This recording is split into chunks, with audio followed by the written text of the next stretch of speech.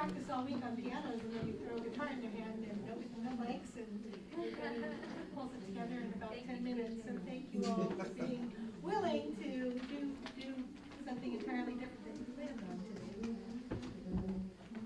So throughout the New Testament, Jesus is portrayed as many things: a shepherd, a healer, an advocate for the poor, a friend of those in need, a patient teacher of the disciples, mostly patient, a prophet, all these wonderful human traits that we think of when we think of Jesus. But today in our reading we see this other Jesus. We see Jesus in all his glory shining with the radiance of God. We have this tendency to domesticate God, right? We think of Jesus as our friend, our kind of our buddy in time of need, and I don't know about you, but I have a real personal feeling about Jesus, like he's right here all the time. But we have to remember too that Jesus is fully divine as well as being fully human, fully God, fully man. And we forget how far beyond us God really is, how our imagination isn't big enough to comprehend the bigness of God, right? You read the creation story and you think about how vast and complex our creation is, and just our very bodies, the complexity of how we work and how we work together, and how habitats work to create and sustain life. It's no wonder really that the disciples fell on the ground trembling when they saw this vision of Jesus standing there. This Jesus who we preach about as gentle and mild and loves little children, cares for the sick. And we don't often talk about this awesome and powerful and glorious Jesus. And so it's important, isn't it, that we think about Jesus in this spectacular way. Sometimes we need Jesus to be bigger than our imaginations, right? Sometimes we can't think of the solution to the problems we've created. And so we need to remember that God is bigger than us, bigger than our imaginations, bigger than our creativity. This is an important story in the New Testament to me, I think partly because it offers us a piece of this kind of proof that we look for all the time, right? I mean, who's standing there with Jesus? You remember? Elijah and Moses, right? So here's Moses, this guy who murdered somebody with his bare hands, buried him so nobody would find out. Moses, who was so unsure of his ability to serve God that he had to have God bring along somebody else to speak for him. Moses, who was not allowed to into the promised land because he had broken faith with God. So this is Moses that God has standing there now with Jesus, right? Yeah, he did a lot of wonderful things too, right? Wonderful things for God and his people, and he showed great courage in his witness throughout his life. But now he's standing there with Jesus, basking in his glory.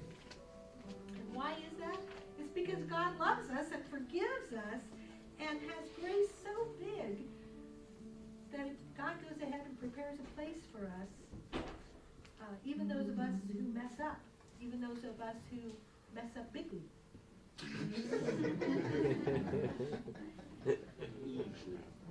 Hugely. Moses and Elijah was the prophet that was carried off into heaven in a whirlwind by the chariot of fire. And he stood there alone with Moses. They had both died. They'd left this earth, and there they were talking with Jesus on the mountaintop. The disciples were blown away, right? They couldn't believe their eyes. And then there's Peter, right? Peter, the one who's probably the most like all of us. And we're like, wow, Peter's going to say, how do we make this happen? Let's take a selfie. Yay! We're here with Elijah and Moses and Jesus.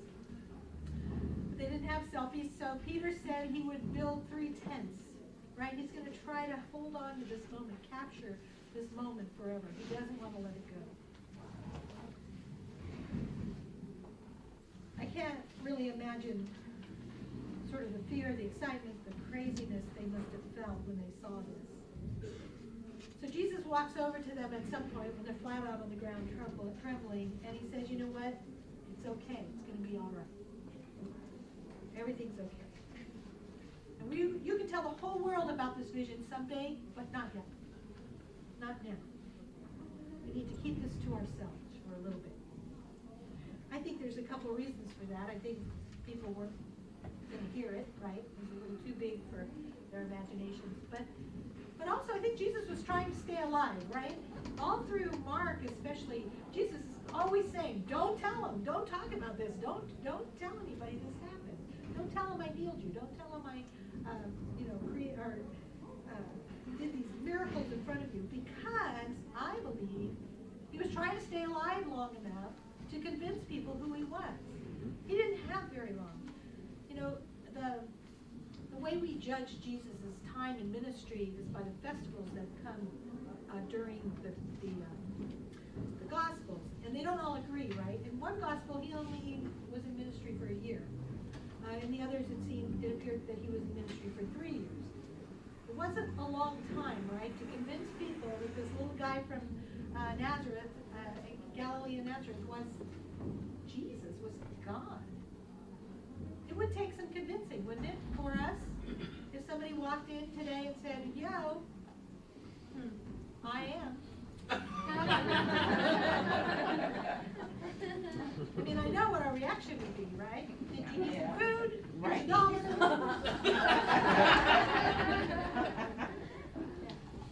Here's your hat. What's your hurry, right? So,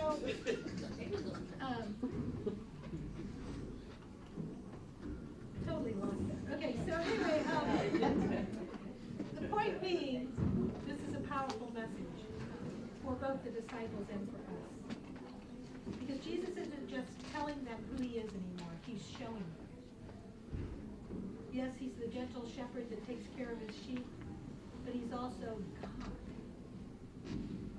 And he was only here for this short time, and he needed to convince people that he was who he said he was.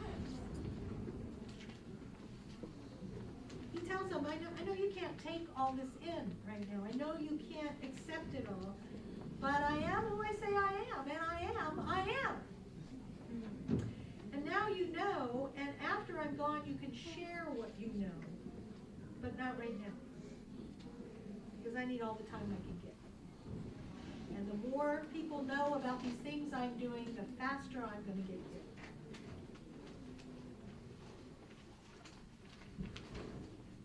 The disciples, of course, could never take in all of this.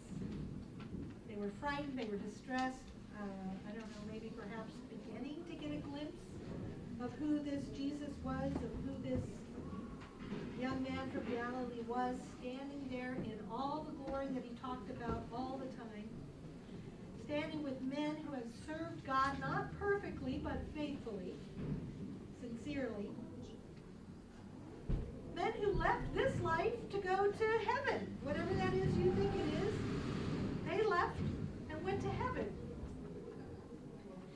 Somehow they were residing in that mansion that Jesus told us about, right? A mansion prepared for them.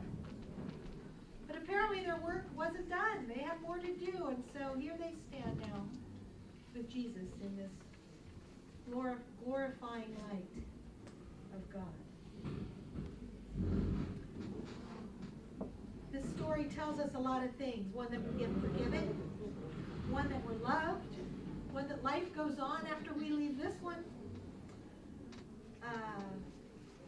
One, that glory is ours because God loves us so much. And no matter how badly we mess up in this life, we get forgiven. We get this grace showered down on us. God sees us, I believe, as the perfect being that God created us to be.